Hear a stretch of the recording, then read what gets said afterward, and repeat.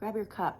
Did you ever notice that sometimes you feel driven, or maybe a lot of times you feel driven to do certain things and you don't even understand why?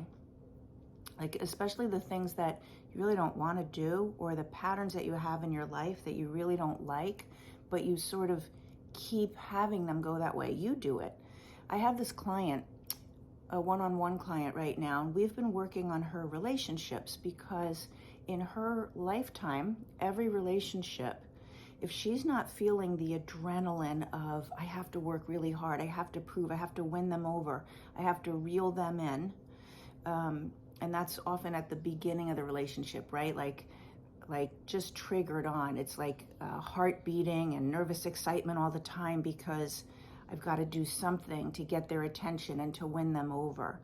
And then when the relationship has been going on for a while, maybe that element no longer exists, and then she creates a problem. She creates a problem in order to make it be exciting again.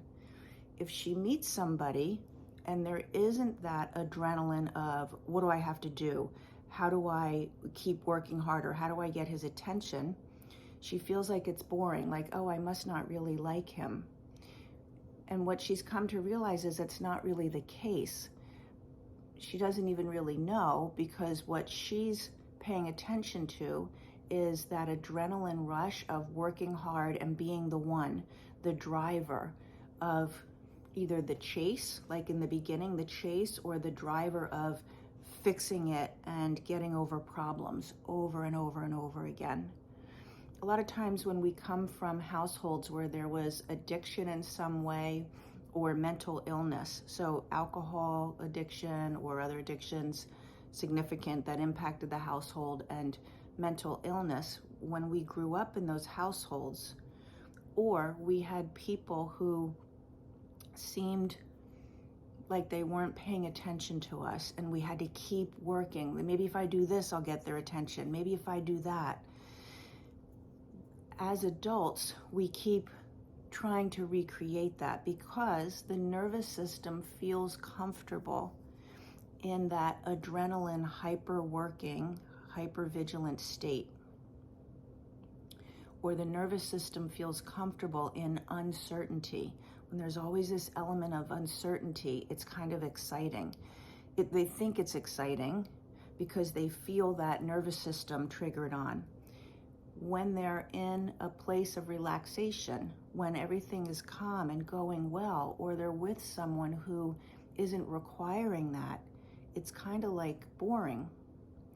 So I'm using the example of relationship because that's very obvious one to see, how driven you feel to be working hard in a relationship, or to keep going after the one that doesn't fully make you feel loved and accepted, because when you fully feel loved and accepted, that's weird. That doesn't feel right, and it feels kind of boring. But it also can happen in your job. It can happen in how you are in other non-romantic relationships, but it could be in a job. It could be in your endeavors in your life, like success. You'll go so far and then create a problem, or somehow not break through whatever ceiling you've hit, because you're not comfortable with success, because you have uncertainty around financial stability. So your nervous system likes to feel uncertain. So as soon as a certain level is reached, then there's problems show up. And the problems seem like they're from some other cause. They seem like they're outside of you, but very often it's your nervous system and your subconscious creating them, because you're pushing your boundaries of what you've been comfortable with your whole life. So uncertainty, working hard, finding adrenaline and your familiarity, your safety zone in places like that is a big underlying cause of the patterns that you're finding are exhausting you. If you're working 2-3 jobs and you have all these reasons why you need to do it, and then you're exhausted and your health is being affected. That drive, and I can tell you because I lived all of these. There was a time when if I didn't work four jobs, four jobs, I thought I was a slacker. If I had 2 hours on a Sunday afternoon that were not filled, I thought maybe I could, I don't know, babysit somebody on Sunday afternoons. Like, it was like, I need to be doing something. My nervous system felt that drive, and it was uncomfortable. There was a period of being uncomfortable where I had to learn how to live a different way. And that took dismantling how I think, dismantling my subconscious beliefs about success, about what being successful looks like, what it takes. The same thing in relationships. If you're always doing the work, if you're staying in something that is uncomfortable, it's because your nervous system has decided that discomfort is familiar, home base, and safe. If you have opportunities to be with someone and you find that your adrenaline isn't going, maybe you really like them, but you don't have that adrenaline feeling, don't confuse that with love.